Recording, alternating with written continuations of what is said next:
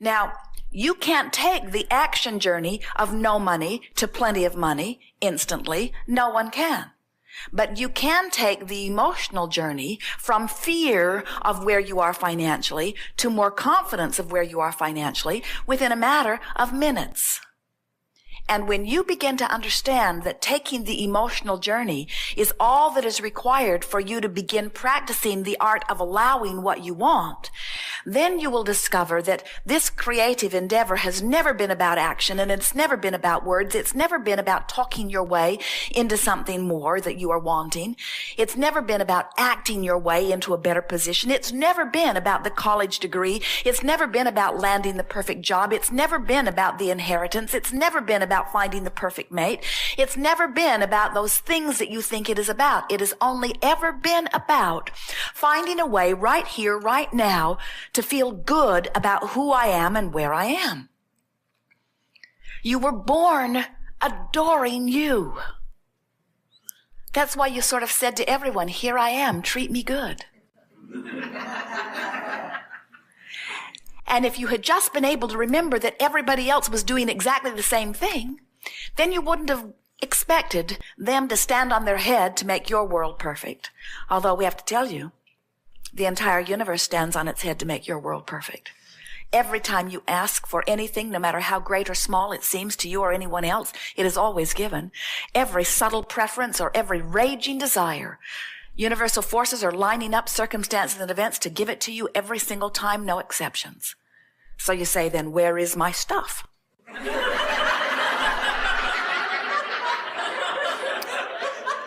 And we say it is being held in escrow for you, waiting for the moment that you align with it.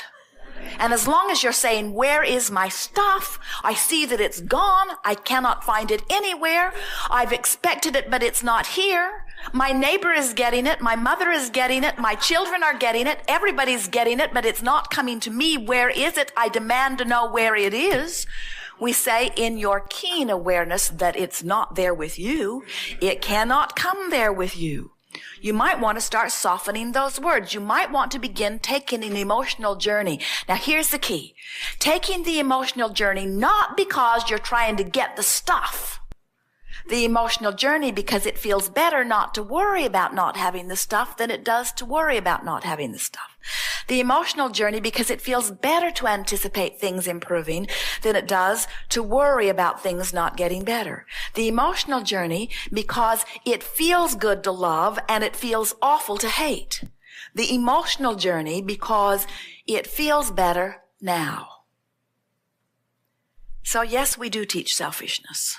Because if you are not selfish enough that you care about how you feel now, right now, where all of your power is now. Not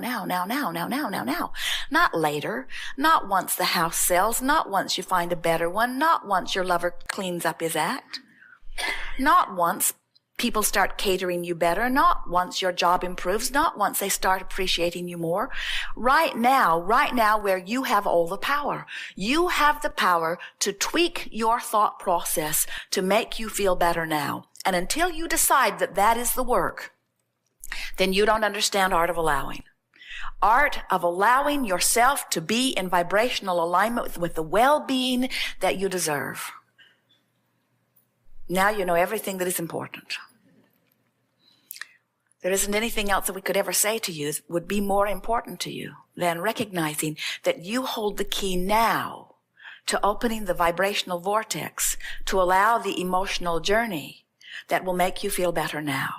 And when you feel better now, consistently, doors open, circumstances change, and the world caters to you in a way that few of you have realized yet. And those who watch say, who decided that you were the blessed one? Who anointed you king of the world? How is it that you have only to softly give a thought of preference, and next time you turn around, there is an avenue through which it can be fulfilled? And you say, oh, haven't you heard? I am the blessed one. Haven't you heard? I am the center of the universe. Haven't you heard?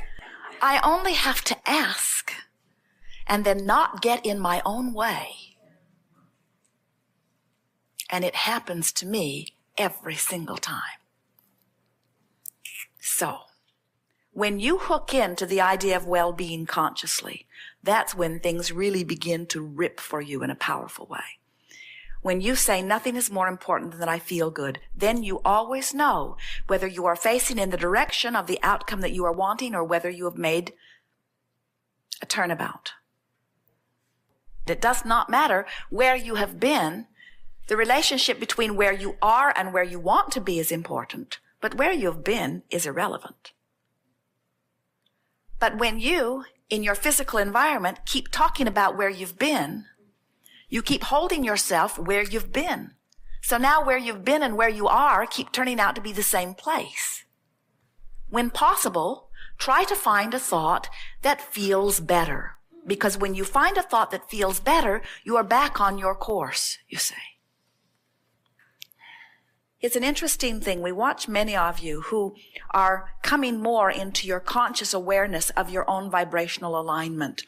And there's almost a feeling of resentment when you find other people around you that are making sort of shock waves in your vibration. It's sort of like what you're wanting to say to them is either go away and be a non-vibrating issue in my energy field or get it right. And neither one of those things can happen as long as you've got your eye on them. In other words, you sort of hold to you the very thing that you are not want. They and what they think have to become a real non-issue to you.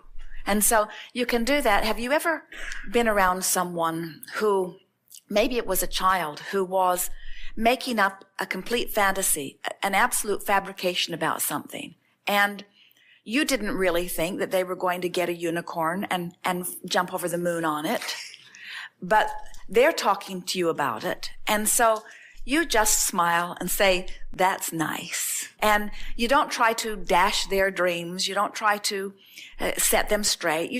You're willing to let them have their fantasy while you go about whatever you are doing. Well, what you're going to want to do with these people that are trying to hook into your fantasies or your dreams is sort of think about them in the same way that you would that child. Just say, well, that's nice. Don't let what they think be so important to you. Now, how do you go about that? You go about that by letting what you think be the thing that is most important to you. And you say, well, that's sort of how I got here. I want to feel good. They're sort of in there not making me feel good. Why don't they mind their own business and go dream their own dream and leave me in a place where things can sort of level out? And we want to say to you, powerful creators like yourself will always have others who are sort of following the jet stream. It's just the way that it always is. And it's time for you, sooner than later, to become comfortable with whatever they do in relationship to you. And that really is something that you very much want to teach and you very much want to understand is how can I maintain my own vibrational frequency regardless of what anybody else is doing around it? Because the thing that you're wanting to teach, the thing that really needs to be taught, it would benefit anyone who learned it, is don't ask circumstances to change in order for you to feel good. And so in the same way that you're wanting to not need them to be different in order for you to feel good. We know sometimes very well-meaning people can just make you nuts. And there is this desire to please them that is at the root of you letting that happen.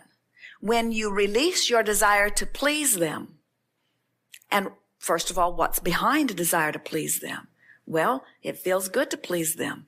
And it doesn't feel good not to please them. It got started a long time ago. But what's at the root of needing to please someone else is you tried, not just you, almost everyone, you tried to fill the void of your not connection to your inner being by pleasing someone else who could shine a little approval or appreciation on you. In other words, it was sort of a flawed substitute for true connection. And now it's sort of a vicious circle because you're in that habit of trying to please them because it has paid off in some ways in the past, but in trying to please them, you are at the same time sometimes not able to please yourself. We sort of dabbled on this topic earlier, and let's go back to it because it's really an important topic, and it is the topic of how can I feel so good about who I am that it's all right with me, even if somebody's looking at me and they're not approving of who I am. That's ultimate worthiness, isn't it?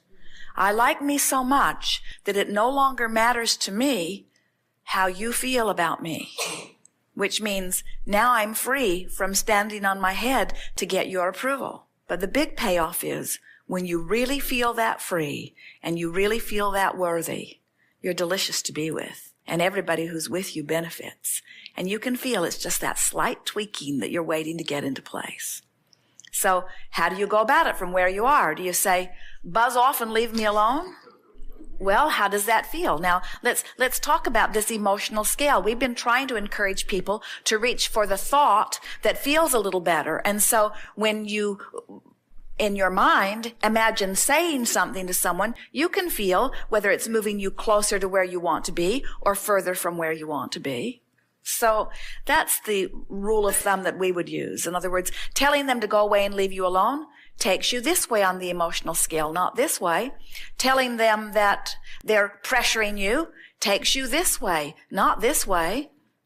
Feeling angry at them for rooting for you takes you this way, not this way. And so anything that you think of that you might say or do to them relative to this subject takes you in the wrong way on the emotional scale, doesn't it? And so then you say, oh, it must not be about them. It must be about me. These emotions that I'm having must be about how I feel about this. In other words, maybe they're just helping through their attention to shine a spotlight on my awareness that I'm not lined up with what I want. That's where your true irritation is coming from, isn't it? In other words, they're just reminding me that I'm not doing what I'm saying I want to do. And so then I'm saying, well, that's because I want the universe to give it to me. And we want to say to you, you're not going to like it very much, but we love saying this to you. If you were in alignment with your dream, the universe would be giving it to you right now. But it's all right for your dream to be an expanding dream. And that's the hard part about co-creating. When you co-create with others, sometimes every time you co-create with someone else, the things that they want get vibrationally factored in. And so it's very important, especially when you are co-creating, that you continue to talk to yourself about what is important to you so that what is important to you becomes the dominant vibration. So now we're going to tell you what's bothering you about all of this. You have not yet, and you're not alone in this, given yourself permission to let what you want be your dominant vibration. Mothers have that a lot. They care so much more about how their children feel than about how they feel. But it happens with everyone. In other words, it's this thing where you care so much about somebody else's well-being. We were visiting with a woman recently who is living in a place that she is really not very happy. She bought a condominium, and there are all kinds of rules and restrictions that were not completely appealing to her. And she moved in before she'd really thought it all through. But the excuse she's using to leave a place she doesn't really want to be is that the rule says the cat has to stay indoors all the time. And so as we chatted with her, it became clear that she cares more about serving the cat's desires than she does about serving her own. Because if it were not for the cat, she'd put up with it. But because the cat wants it differently. And what we are suggesting is that a lot of you are that way, where you'll do things for others that you will not do for yourself. And that's really what this is all about. You have to get selfish enough that you care really, really keenly about how you feel. And when you do, everything else will take care of itself.